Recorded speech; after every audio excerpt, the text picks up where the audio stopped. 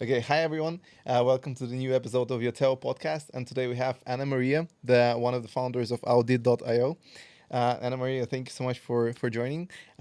Maybe let's start with a bit of introduction. We have quite a few companies on the track record: Evor, Sigma Squared, Audit, of course. Maybe if you can give a bit of introduction on yourself, and then we'll take it from there. That would be great. Thank you so much for inviting me. I'm sure it's going to be quite of a fun Yeah, discussion. About me, let's see. So I started my career very early, at around 15, when I became a math teacher in an orphanage. nice. And then I realized how the world is not as beautiful as I thought it is outside my home and my school. So until 20, I built many social initiatives in Romania, my home country, Nice. like national fundraising campaigns for children with cancer, summer school for brilliant children to Nice. learn robotics and public speaking and art development, something that's not very common in Romania. Not easy. Yeah. NGO fairs around Romania for high school students to become more involved in their community and so on. Cool. And then at around 20 or 21, I started my first company, which was an online language academy. Wow. Cool. In Romania and Europe. We had a few Yeah. teachers and customers from Europe, Nice. which is pretty cool. We were growing, we were profitable, Cool. but we weren't growing as fast. So that's why during my master degree in Paris, I decided to drop out and move to London with my partner at that time Nice. and build a company together, which eventually turned into Audit. That's pretty cool. Yeah. What was the masters in Paris? Very fancy name, but international management and sustainability. Okay. But it was so much more than that. It was Yeah. philosophy, politics, environment, morals and ethics. Nice. It was an incredible master degree. Nice. Yeah. That's amazing. And how did you decide to move from Romania to Paris? Like, how come it was the first move? Yeah, so during my bachelor degree in Romania, I went to France and Spain for 2 Erasmus exchanges. Oh, okay. And I realized, for me, university was very easy. I was leading an NGO. I was having a part-time job. And then I started my company too, while being in top 1% of my university. Wow. So I felt like I personally didn't have enough competition.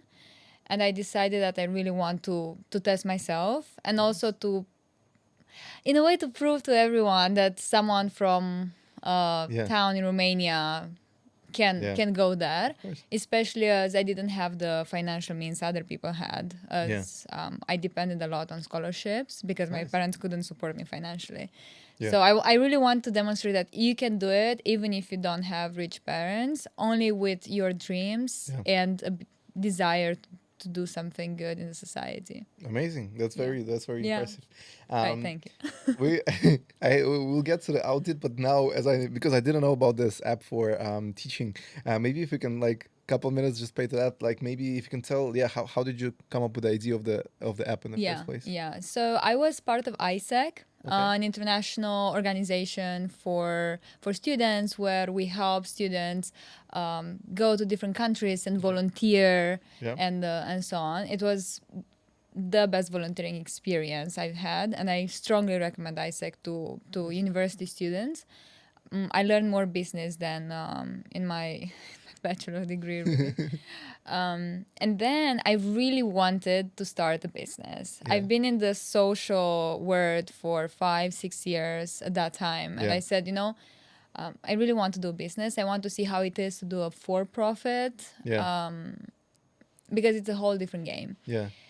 And I found someone who I loved so much, Andra, who was my co-founder at that time. We were part of ISEC together. I think she was my team leader or something. Okay. But she's an awesome woman. Okay. Like very, very feminine, very strong. Like when she enters a room, the energy was just different. Cool. And I invited her for a coffee. Yeah. And I said, hey, look, would you like to build a company together? I said, okay, what company? I said, I have no idea. But literally, we spent 2 hours together. I said, okay, we've been in the education a lot. ISEC is also kind of education related. Our previous initiatives were in education, so maybe something in education. And then we realized from talking, We Yeah. wanted to move quickly, so we didn't think too much. I must admit that. Okay. But we realized that we have so many friends in our circles who Yeah. traveled around the world with, Erasmuses and other Yeah. research projects and so on, and they know many languages So, fluently. Yeah. And we realized they have a lot of time and skills, learn. but not money. Yeah. And we also have people who have money in our network and would Oh, like really to learn a keep learning. language, but they don't want to learn it from an app. They actually want something that's so personalized for Yeah. them so they can move quickly. So That's this pretty is cool. what we just bring our circles together and created value for both sides. Nice. Like we only hired our friends from university. Really? Yeah. Yeah. That's pretty cool. Yeah. Nice. Like they managed to earn from our company Yeah. almost half of the minimum wage Really? in Romania. Yeah, for a few hours a week. Amazing. Yeah. That's also a quite big social impact as well on the country. We couldn't not do that. It was, once you do social work, Yeah. I think you can't go back. Yeah. Yeah. Yeah. That's really So good. it's always in your veins. Yeah, that's Yeah. that's a great thing. Can you also let's now switch to the audit. Can you share the story? What sparked the idea of audit? Yeah, how did you see the problem in the space? How did you decide to solve it? Yeah, audit started in a very different way. We didn't necessarily see a problem that we wanted to solve. Yeah. Zvezdin and I were living in Paris at that time for my master degree, and he was at Entrepreneur First in Paris. Okay, nice. And then he left EF.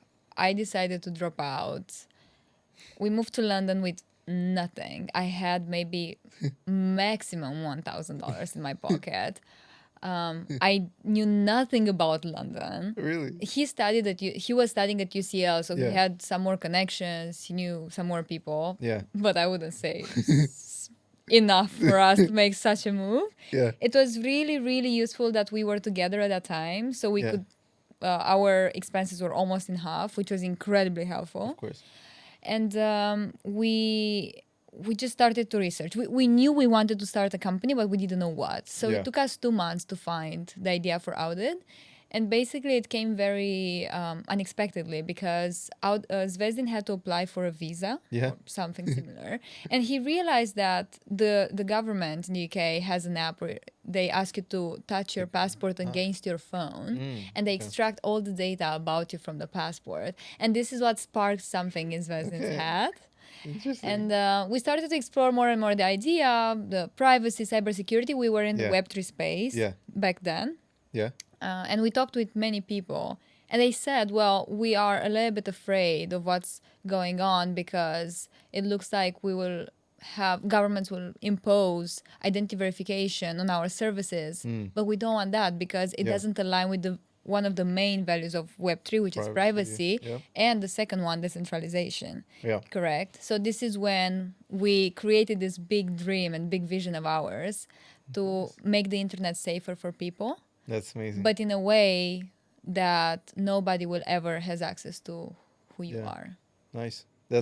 That's amazing. It's really interesting. It kind of proves for me, it proves the theory that people are entrepreneur, like, how to put it, people are, they are into doing business first and then like deciding what the business is. So like, firstly, it's like to actually do business and then it's getting the idea. It was kind of the same for me, to be honest. Well, I think you did it much smarter than us because we started with a dream, with a vision, but we didn't test it enough in the market. And then, as everyone else at the beginning, we built a mega complex product.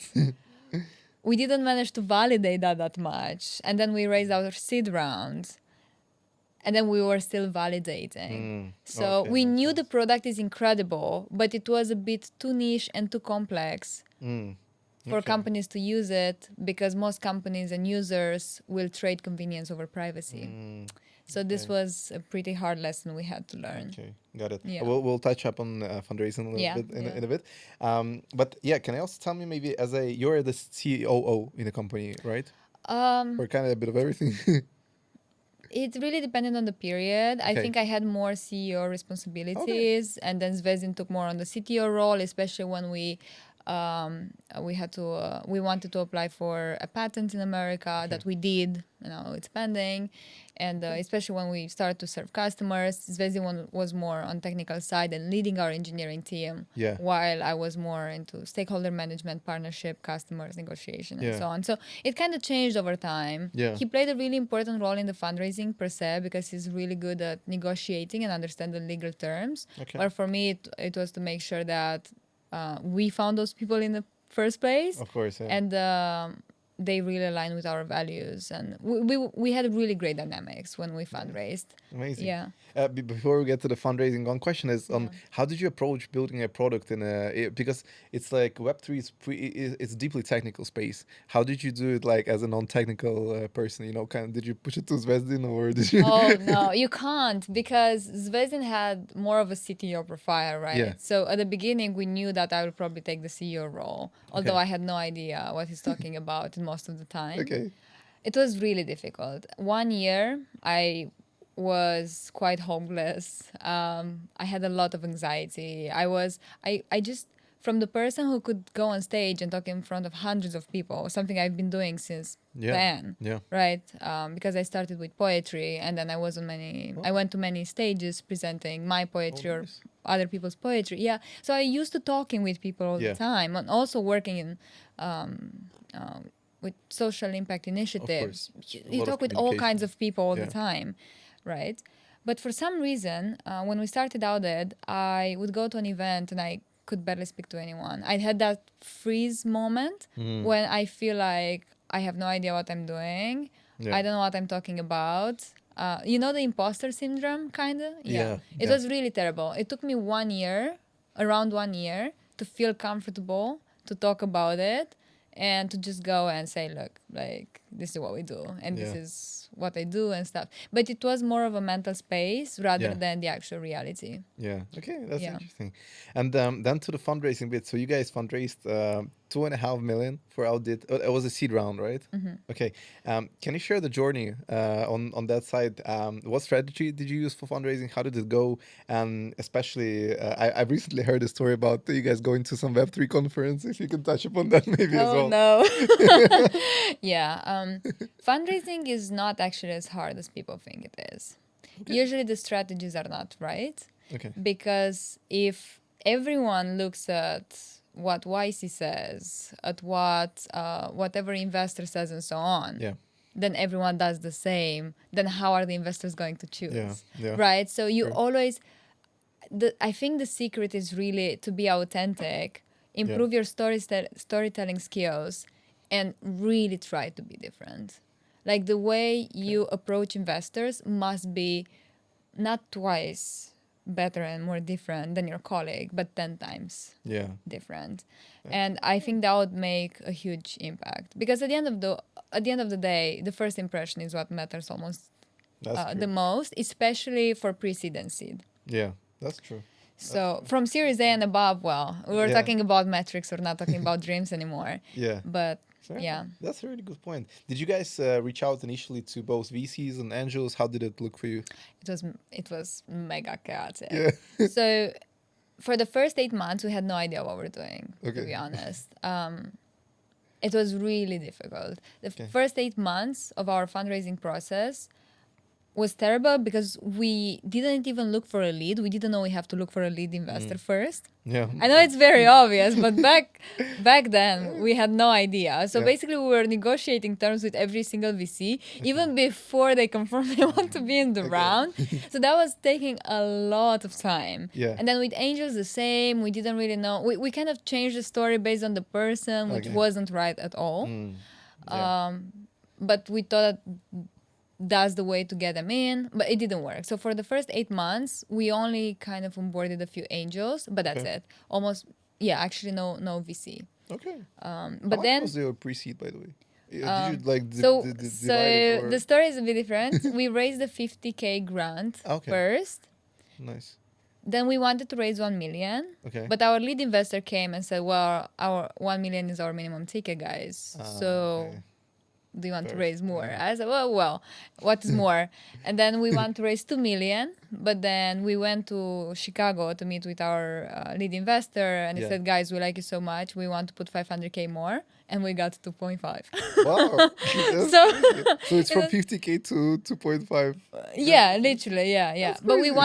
we wanted a million. Yeah. That was the point. Yeah. We just well, I Accepted it. think the lead investor found us somewhat. That's a whole different story that maybe we'll talk about it. Yeah. But Interesting. Yeah. So it's quite a Yeah. big jump. And tell me Yeah. about this Web3 conference. Was that I recently yeah, saw about yeah. So I hope the organizers are not looking. But basically, so what we did, what worked really, really well, we onboarded some super angels. Okay. Super angels. We have 3 billionaires on our cap table who are Wow. absolutely in. The way one of the angels grilled us down made me cry after the call. Really? It was in person. We flew to meet him in Madrid, and he's a 5-time unicorn founder. And after Wow. the call, after the meeting, I went out and I cried. I was like, Oh my God. I think this was the worst meeting I've ever had in my whole life. Like none of the Really? VCs grilled us down like that Oh my guy. God. So you could see, Yeah. the experience and everything. Yeah, but basically we onboarded some really good investors, angel investors, and then we went to, I think it was Denver. Yeah, I Okay. think it was Denver. We went to this conference. We had no money left. We had no money left. We had to take a loan from one of our biggest supporters of all times, one of Zvezdin's friends, Yeah. who was our first angel investor, who supported us like no one else. He was our biggest fan. Wow. He even helped us with our few first months in London because I told you I had 1K in my pocket. Yeah. I could not even afford the rent for the Yeah, first no, month, yeah. right? So he supported us for financially for a few months. Like this is Yeah. how much he believed in us, and Amazing. I'm forever grateful for his presence and everything he has done to us. Yeah. And basically, we took a loan from him and said, "Look, like we're gonna fundraise and we're gonna give you the money back." I don't Yeah. know if you believed us or not, but basically, he gave us the money. Yeah. We flew to Denver, and we said, "This is it. If we can't fundraise now, we have to go back and shut down the company. Yeah. There's no other way." Mm-hmm. Especially after 8 months of continuously trying and not being able to raise more than 200 300K only from Yeah. angels, but Yeah.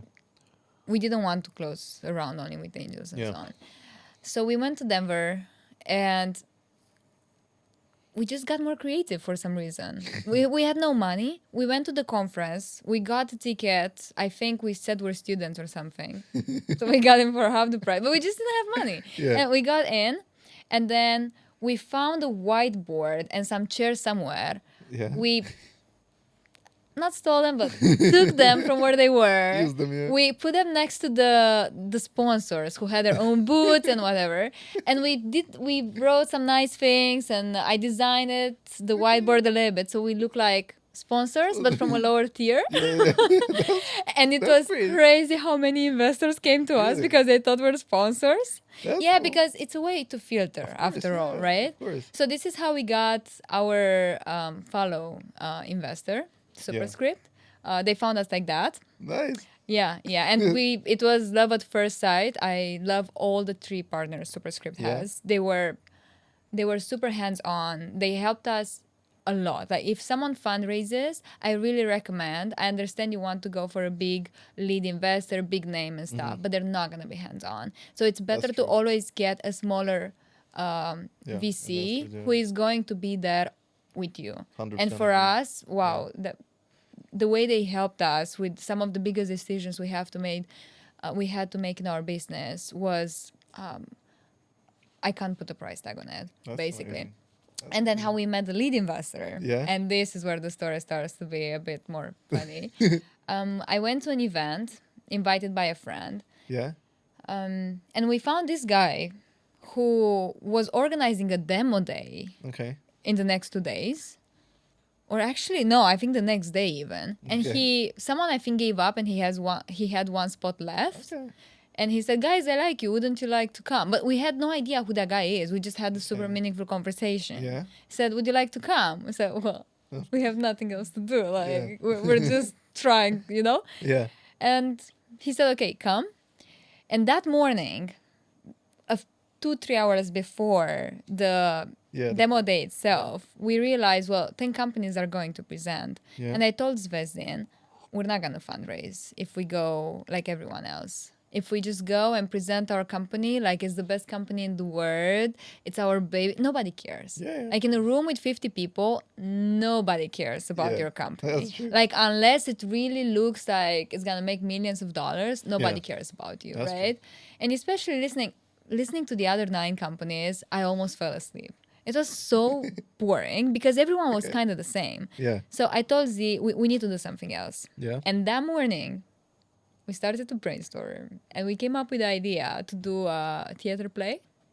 Okay. Because the hardest thing for us was to present the problem and the solution in its entire Yeah. complexity. Yeah, So yeah. we just presented the problem and the solution via a theater play. That's amazing. So I behaved like I was one of the associations in blockchain, and Zvezdi would come with his passport and say, "Hey, I'd like to register." And I just took the passport. I was like, "Oh yeah, so this is who you are, right?" Because That's of the cool. intrusiveness of identity verification. That's cool. And he said, "Wait." He took the passport and said, "Wait, you should not look at it." And I said, "Well, who cares? Everyone has access to their passport anyways, right?" That's so Was smart. it? Wait, was it cringe? 100%. Did 90% of the room feel like we're completely out of the game? But it got the attention. 100%. But one guy Yeah. came to us Okay. after the talk and I said, "Guys, I kind of like you." And this is Lead investor. Justin from Jump Capital, who made possible the DD process in less than a week. We got the term sheet in less than a week. Wow. And we love him so much. He loves us so much. And it was, I think he was, he also became one of our supporters. Yeah. And it's so important to have your champion in every, company or VC and stuff. Without him, we would have probably went back to London and closed the company. Wow. Without him, Superscript and our supporter Alexi, who I told you about. Yeah. That's amazing. Yeah. That's amazing stuff. Yeah. And this one with the theater, was it in London or was it also In Denver. In Denver, yeah. Yeah. Wow. Well, thank God nobody knew us. That's I think it crazy. was recorded, but I really hope they didn't post it anywhere. Yeah. That's crazy. That's a great story. I Perfect. mean, we got the round, so. Of course, yeah. That's Yeah. the main thing. Okay, the next one, I think, going a bit further from audit. Tell me more about the communities that you're associated with. So there is Sigma Square, there is Evor. Can you tell a bit more, like, yeah, how did all that came up together, and what role did it play in, your growth personally or the company? Huge. Okay. Being part of a community is one of the best things you can do for yourself. Okay. Because, first of all, you feel like belonging. Mm. To a community of like-minded people Yeah. who are as ambitious as you, who understand you when you talk to them. Yeah. It is a bubble. I can't say no, but you need it, especially when you feel alone, especially when you start encountering the challenges you have in business course, and yeah. stuff like that, right?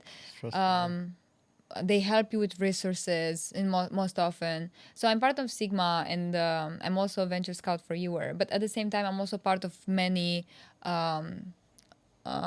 communities on WhatsApp. Yeah, like for example, London Founder House, Yeah. who is one of my favorite of all times in London, or Yeah. Plugged, right, who organizes Events. so many events Yeah. for founders on their rooftop Yeah, in yeah. Shoreditch Exchange, right? So it's awesome. You go there, you get a drink, and then you start having all these conversations, either meaningful or you just ask for help for your Yeah, business. right, yeah. Most of the advice I got, or most of the opportunities I got, were based on all the groups I'm part of on WhatsApp. Yeah, this is what I saw. Most of the public speaking opportunities, panel opportunities, connections to investors, and so on.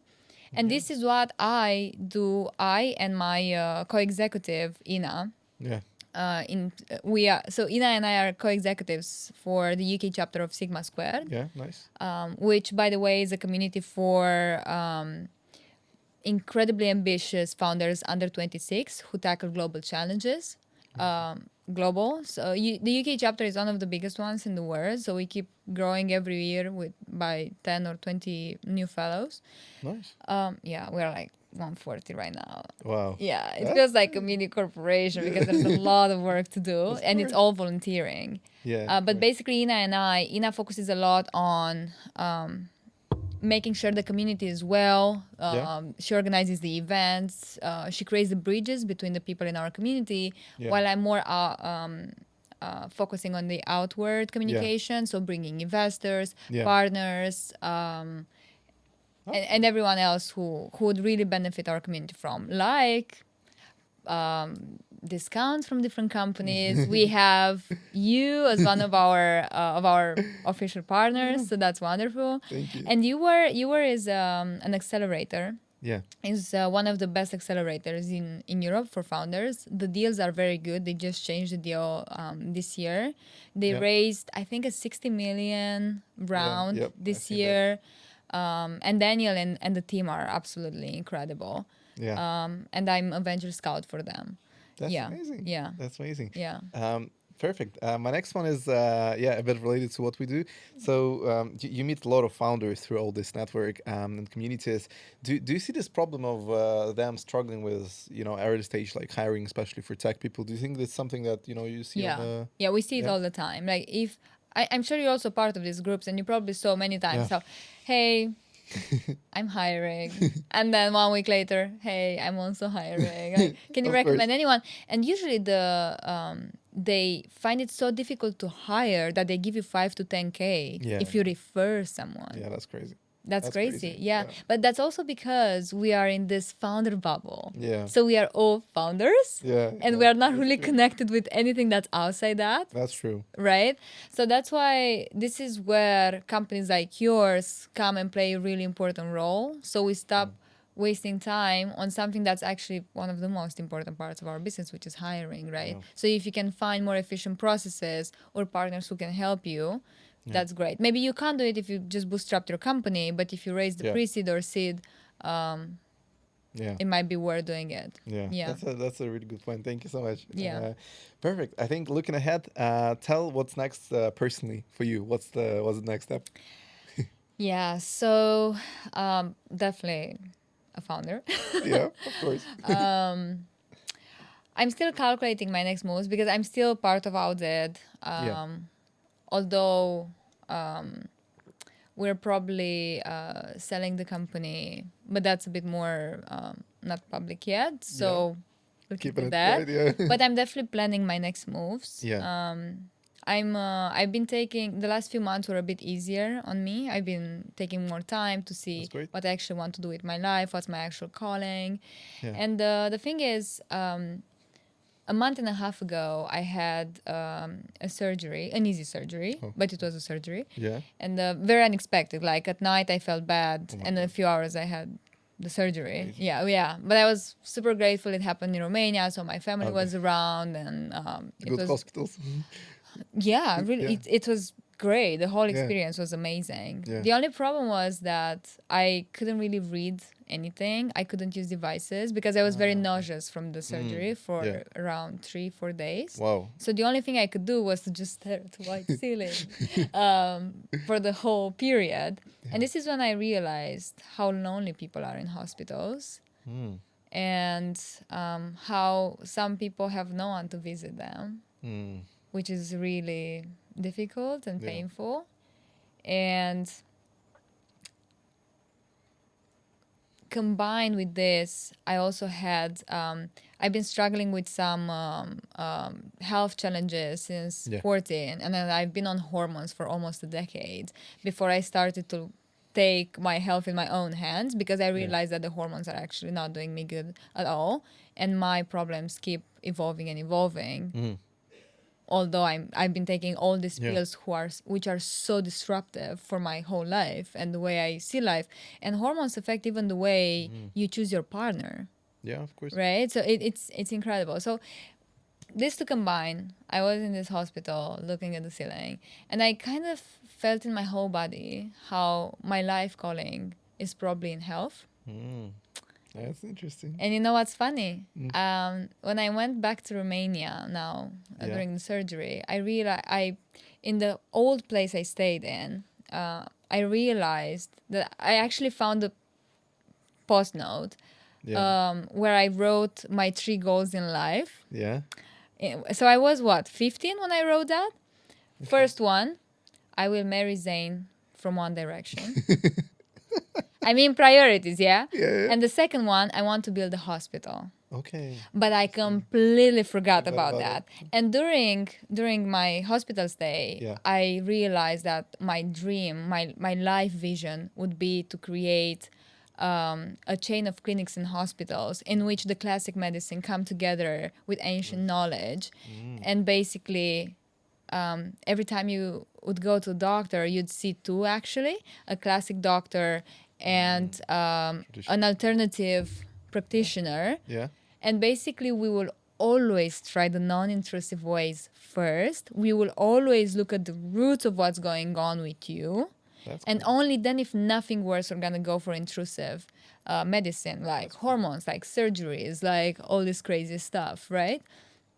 That's cool. And that's what I'm working on right now. I just launched the website last week. Nice. Right now, I'm only giving my own services, what I'm trained in, certified Yeah. in, and so on. You have to build. It's health, right? You have to build your reputation. You course, have yeah. to make it step by step. Yeah. So I'm only giving my own knowledge right now. Yeah. I plan to start a podcast in the upcoming months. Wait. So I might ask for some advice. Of course.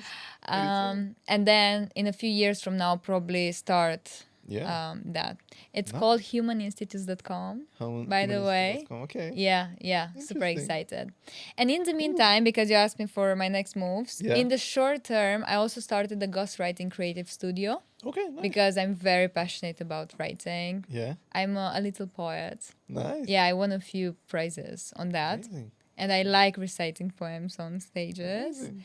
So, yeah, stuff if going any on. busy founders or executives are looking for help to become digital Yeah. leaders, we are super happy to do that. Amazing. So these are my two: health, Directions. long term Yeah. for the rest of my life probably, and writing for founders That's exciting. probably by until the end of the year or something like that. That's exciting. That's Yeah, amazing quite plans. different than everything I've Yeah, built exactly. I in didn't my expect life. that. Yeah, actually in high school I told myself that I would never build in the health industry. Okay. And then as I grew up, every time I was looking to start something, Yeah. I really avoided health. I don't know why. I just felt like that's not for me. Yeah. And then 2 months ago, I got the Yeah. inspiration of It's my life and boom, health. But usually what you're running from is what comes to you. It comes So to you, of course. It's interesting. Yeah. It's also interesting that they don't associate it with tech. It's like a pretty much traditional, stable business with like, not related to anything. well, like until tech or- then, we'll probably do, a 24/7 AI chatbot that we Yeah, can Some talk combination, with, yeah. symptoms based and all these things who can guide you and stuff like that. So we'll probably build more and more On top of that, yeah. until we reach the clinics and the hospitals, because that's not easy It's to not build. easy, of It's course. not easy to build. You need a lot of money, a lot of, Of course. reputation, right? Of course. Are you So planning? probably we're gonna keep building. Of course, yeah. Are you planning to do it in London physically or somewhere else? That's the first place I thought of. Okay. Although everything here is very NHS related, Yeah, while that's in other countries It's more independent, yeah. it's more independent. Yeah. I'm considering. I have a few partners in Romania too already who are super excited about this. Cool. So I'm still That's figuring it amazing. out. But London for now looks like a good place because people are quite open Yeah. to trying alternative Many medicine. things, Yeah. Yeah. Amazing. Well, good luck with both of these Thank you things. so much. It Yeah. sounds exciting. It is exciting. Yeah, of Yeah. course. Great. We'll have just the last few questions. Yes. So one of them is, what's the one, founder instinct that you trust now without question? Something your intuition has taught you over time of being a founder. Is there such a thing? I don't know if I would call it like that, Okay. but actually, I'm gonna tell you a little story. Okay. So at the beginning of this year, a very good friend of mine, Colleen, recommended me a book called The Creative Act by Rick Rubin, Okay. which eventually became one of my Bibles. Wow. Okay. And I read it almost all the time. Every time I read something, I probably read a few pages from that book. And it changes the way I do business Okay. by a wide margin. So Really? basically how I do business right now Yeah. is, which is very different than the way I build any other business or initiative Yeah. from before. I don't build it for an audience per se. I'm not looking for what problems people have. Mm-hmm. I'm not looking for what would investors want to see. But I build it. Everything I build in my life right now is just an extension of myself. It's just an extension of who I am. So basically, people wouldn't be able to recognize the product from me. Okay. You know, it's just based on what I feel, on my intuition, on what, everything I feel, really. And this is how the ghostwriting studio came, how the health idea came. It just came to me, and I said, okay, like, if this is what I feel in my whole body, it's probably the thing to pursue. Nice. Did I test if people care about alternative medicine and classic medicine and so on? No, I didn't. But if I love it so much and I find it life-changing for me, Yeah. can I find maybe 1 million more people from 8 billion who would like Yeah. it? Very probable. Yeah, it's very probable. Of course. Right? That's a So great I built principle. for myself, Yeah. and then my work will find its people. Amazing. That's Yeah. a great So I principle. really recommend Rick Rubin. I think I watched all the existing interviews on the internet. Okay. I'll definitely. That's something I'll watch. I'll watch. Yeah, tonight. he's one of the biggest music producers in the world, Okay. and this is how he built his whole career. That's interesting. Exactly like this. Yeah, I think that's how the great companies are built. To be honest, Yeah. when you can correlate with your, personal. But think of Richard Branson. Why he started Virgin, airline company, right? It's not because people didn't like planes, but he said, "Wow, I took this flight and it really sucked." Yeah. Right? I don't think he did the Surveys and survey stuff, and yeah. A/B testing and stuff like that, right? He tried it That's out. true. He quickly tried it out. He rented a Boeing Yeah. plane or something, and he tried it out, and he was very profitable Yeah. in No, the that's first year. Right? That's a good example. Yeah. Yeah. Perfect. Then the next one I have is, about female founders. What would you say there is one misconception about female founders that you'd like to, kind of bust on this podcast? Is there something? Ooh, a big one actually. Yeah. So Okay. I work a lot with female founders, and very often I avoid calling them female founders. It's just entrepreneurs, as everyone else, Yeah. right? But one big misconception that exists right now, especially in the startup world, is that women can and should work exactly like men, which is not true, because men has this the hormonal cycle of men is on a 24-hour basis, Yeah. while for us is on a 28-day basis Interesting. on Yeah. average, right? Yeah. So it's very different. So for us, almost no matter what we do, we're gonna have 2 weeks in a month in which we just shine.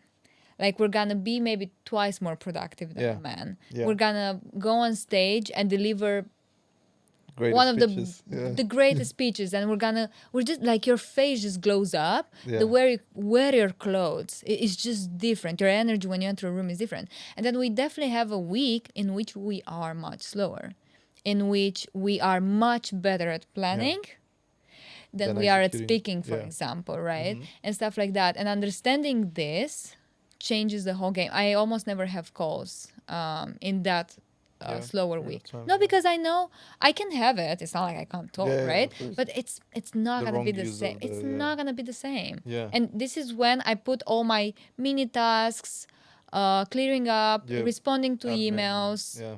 admin, some execution stuff.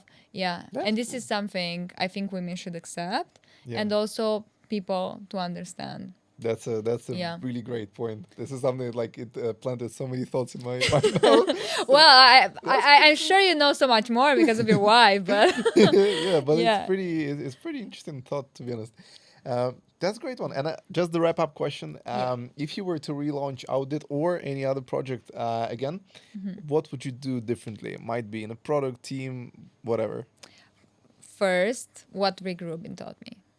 Like, I'd build everything that I absolutely love, and then it's gonna find its audience. Like art. Like, Okay. artists don't paint Yeah, for an audience. They paint for the sake of painting. yeah. That's great. right? Probably that, and then my team. Yeah. I'd be so much more. I'd pay. I'd invest much more time in hiring because we made a few bad mistakes, which costed us not only a lot of time but also a lot of money Yeah. because we had to involve lawyers in one case, Really? which is really Wow. yeah. We realized too late that the guy was a scammer Wow. Which and which vertical of the company was he helping with? potential CTO. So technical hire? Yeah, he took all our stuff. No way. Yeah, and we couldn't stop him. Oh my god. Yeah, That's it was crazy. pretty bad. That's crazy. But yeah, listening to your gut because we kind of saw some red flags, but you Yeah. know your mind always tries to create scenarios Yeah, when yeah, it's yeah. just easier to continue Of course. rather than fire or like have a 100%. difficult discussion. 100%. Yeah, always trust your gut. Yeah. Always. 100% can relate to that. Yeah. Perfect. That was very, very interesting, thoughtful, deep, insightful interview. The podcast, sorry. Well, felt dialogue, discussion. Yeah. Definitely, it was great. I'll put all the links of the new project and the previous project in the description of Anna's LinkedIn, all the social media, everything that's needed. And yeah, Anna, thank you very much for coming. Thank you so much for inviting